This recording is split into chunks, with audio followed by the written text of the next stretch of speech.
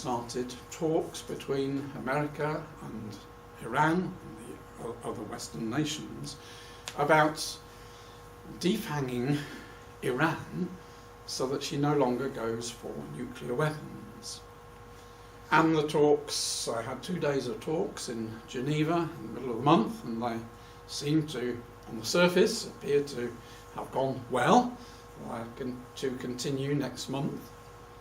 The new president, Rouhani, has spoken to the great Satan, Obama. First time for 34 years that there has been any talking between the two leaders. And because Obama is less interested in the Middle East, because America has its own supplies of energy now, vast reserves of shale oil and gas, she's not so interested in the Middle East as she used to be.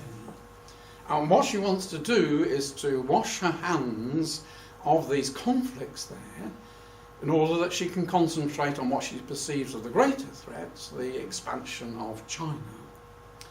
And so Obama seems to be going overboard to come to some compromise with Iran about pulling Iran back from the brink.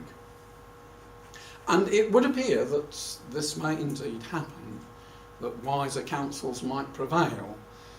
And this is alarming Israel and the Gulf states, because what they are afraid of, that America will come up with some agreement with Iran which still leaves them able to, when they want to, develop a nuclear weapon, but not for the time being. And that really, for Israel and the other nations, would not be a good solution.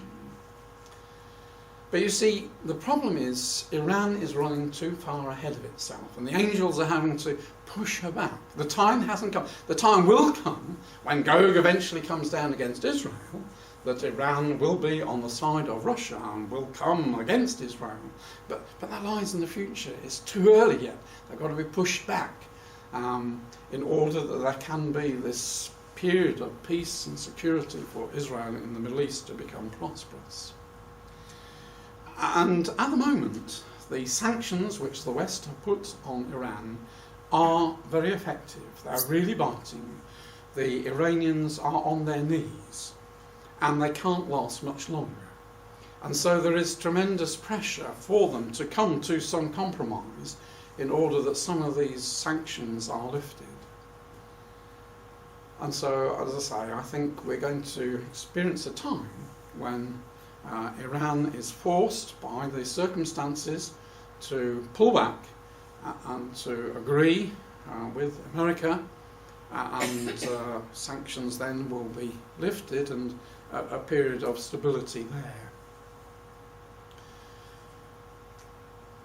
So in the Middle East, what we're seeing really is a contest between Russia and America.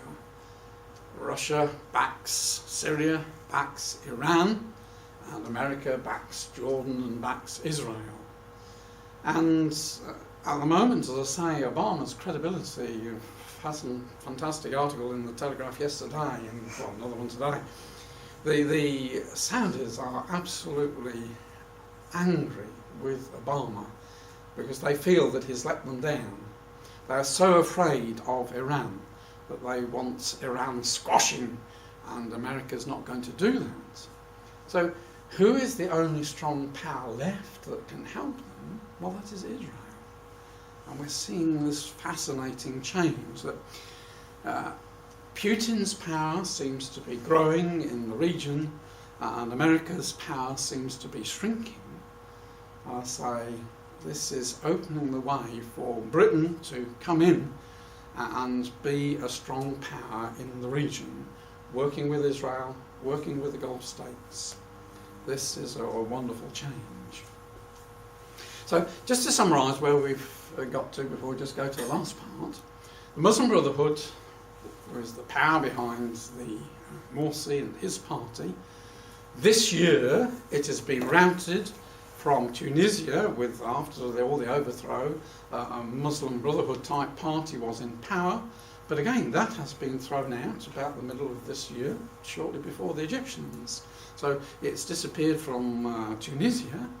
The Muslim Brotherhood has disappeared now from Egypt and from Sinai, and Hamas is greatly restrained at the moment. And the Muslim Brotherhood leader used to be in Damascus, then moved to Qatar, and again there has been a change. The king of Qatar very suddenly stepped down and handed over to his son, and his son is a completely different outlook, and the chairman of the Muslim Brotherhood has got to find a new country. And the last remaining area really for the Muslim Brotherhood, apart from Iran, is Turkey, and things aren't going well in Turkey at all. The Prime Minister, his party, Erdogan, his party is allied to the Muslim Brotherhood, and his own people are rising up against him. They don't like the things that he is standing for. Turkey has fallen out big time with America, fallen out big time with NATO, and fallen out big time with Israel. Just recently it's just been revealed that Turkey betrayed some Israeli spies to Iran who all been put to death.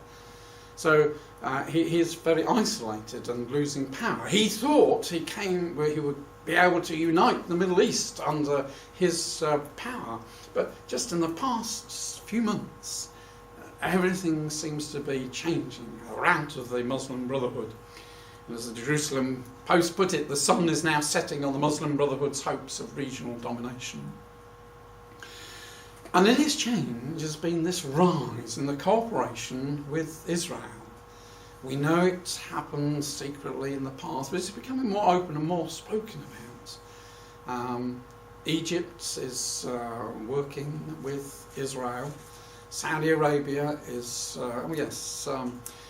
just last week, this Al Jamayana is an American Jewish paper, and the editor every year publishes a list of the top 10 non-Jewish positively influencing the Jewish future, and his list, which he just published, puts El-Sisi, the Egyptian deputy minister, as number one, most influential person influencing affairs in Israel. Pope Francis was put number 2. Quite an interesting list. But, you know, what a change, what a change. And I'll say Jordan is pleading with Israel, however the peace talks go with the Palestinians, please remain as a military buffer force in the Jordan Valley. We do not want you to withdraw. We do not want to have the West Bankers our neighbours. We want you in between. And as I say, Saudi Arabia and the Gulf states see, because America is withdrawing her interest, that they see Israel as being their salvation, and they're prepared to work with her. Absolutely amazing change. And so it bodes well that for this time that we've been looking for, which Ezekiel has talked about so many centuries ago, that there will be this time of dwelling peacefully, and Israel very rich and very prosperous, that the nations can turn round and come and take her wealth and her spoil. So in our last section we shall see that as America seems to be less and less involved in the Middle East, Britain is eager to go and take her place in that vacuum.